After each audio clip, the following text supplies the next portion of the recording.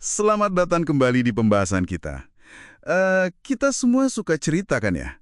Rasanya alami banget gitu. Merangkai kejadian-kejadian acak dalam hidup jadi satu alur yang masuk akal. Tapi pernah nggak Anda kepikiran kalau kecintaan kita pada cerita ini justru bisa jadi semacam jebakan? Hari ini kita coba bongkar bab 13 dari buku The Art of Thinking Clearly. Judulnya aja udah bikin penasaran nih. Bahkan kisah nyata adalah dongeng. Kita akan lihat gimana story bias atau ya bias cerita ini bekerja dalam pikiran kita. Betul sekali. Sumber kita kali ini nunjukin kontrasnya nih antara hidup yang sebenarnya, yang kalau mau jujur ya seringkali acak banget, membingungkan malah. Coba bayangin ada catatan marsian gitu tentang Anda. Minum kopi 2 gula, terus nginjek paku payung. Besoknya mimpi cium tetangga. Kan acak banget tuh, tapi kita nih punya kecenderungan kuat buat merangkainya jadi cerita utuh.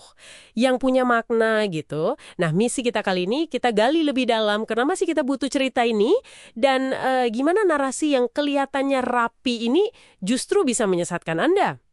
Penulis Max Frisch pernah bilang kita mencoba cerita seperti mencoba pakaian. Kayaknya bener juga ya. Kita kayaknya emang butuh pola dalam hidup. Gitu kan. Detil-detil acak, kita sulap aja jadi alur yang enak diikuti.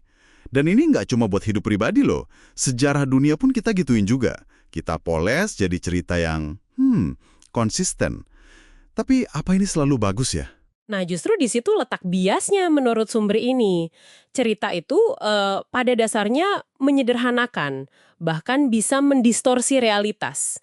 Banyak hal yang nggak pas sama alur ceritanya ya udah disaring aja, dibuang gitu. Ini katanya sih akarnya dari cara manusia dulu memahami dunia.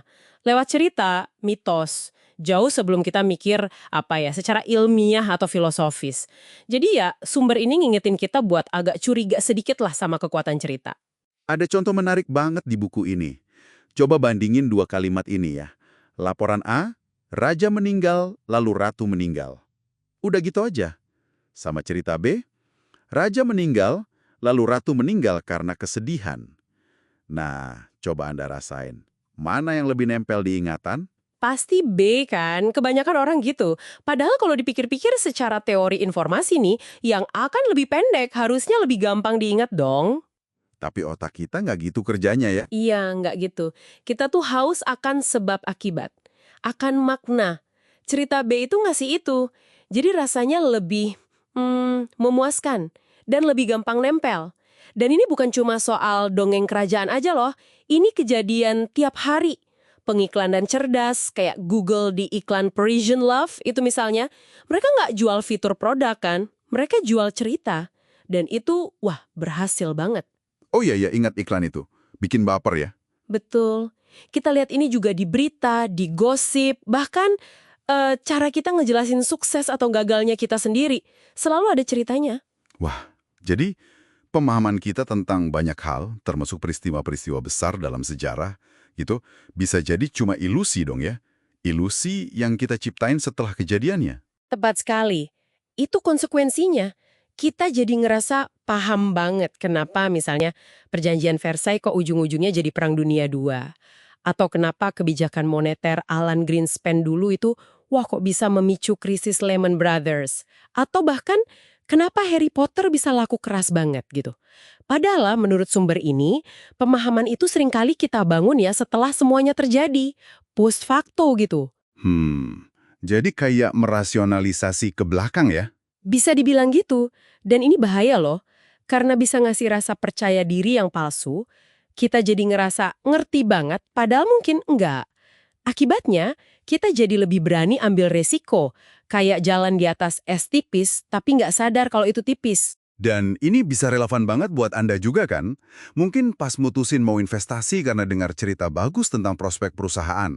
Atau pas nilai orang cuma dari gosip aja. Terus, kalau udah tahu begini nih, gimana caranya biar kita nggak gampang kejebak sama cerita-cerita ini? Apa kata sumber kita? Sumber ini nyaranin kita pakai pendekatan ala detektif gitu. Jadi pas Anda dengar sebuah cerita, coba deh dibongkar. Tanya diri sendiri, siapa sih yang cerita ini? Terus apa ya kira-kira agenda atau kepentingannya? Jangan-jangan ada maunya nih. Terus bagian mana dari cerita ini yang mungkin sengaja dihilangin atau nggak diceritain? Karena seringkali apa yang disembunyikan itu justru kunci pentingnya. Mungkin malah lebih penting dari apa yang heboh ditampilin. Menarik, menarik. Jadi kita mesti lebih kritis ya, nggak nelen bulat-bulat aja. Sumber ini juga ngasih ide praktis nih. Coba deh, Anda iseng lihat koran-koran lama dari suatu periode sejarah. Anda mungkin bakal kaget melihat betapa acaknya peristiwa-peristiwa yang terjadi saat itu. Yang sekarang kalau kita lihat ke belakang, kayaknya nyambung banget. Seolah-olah ada hubungan sebab akibat yang jelas. Padahal dulu ya, nggak sejelas itu. Betul, atau cara lain, kalau Anda punya catatan harian lama, coba deh dibaca lagi. Serius, Anda mungkin bakal sadar kalau perjalanan hidup Anda itu nggak selurus panah kayak yang mungkin Anda ceritain sekarang. Mungkin lebih mirip serangkaian belokan tak terduga, kebetulan-kebetulan, hal-hal yang nggak nyambung, yang baru belakangan ini aja Anda rajut jadi sebuah narasi hidup yang koheren. Oke.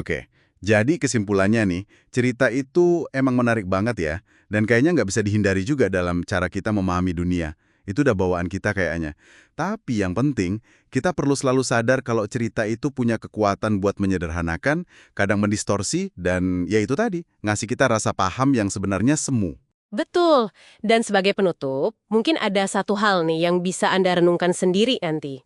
Kalau kita ini terus-menerus merangkai peristiwa hidup kita sendiri jadi sebuah cerita yang bermakna, coba pikirin deh, seberapa banyak dari narasi pribadi Anda saat ini yang sebenarnya adalah dongeng pilihan Anda sendiri. Dongeng yang mungkin dengan rapih gitu udah menyaring data-data atau kenangan yang kurang nyaman, atau yang nggak sesuai lah sama alur cerita ideal yang Anda inginkan tentang diri Anda.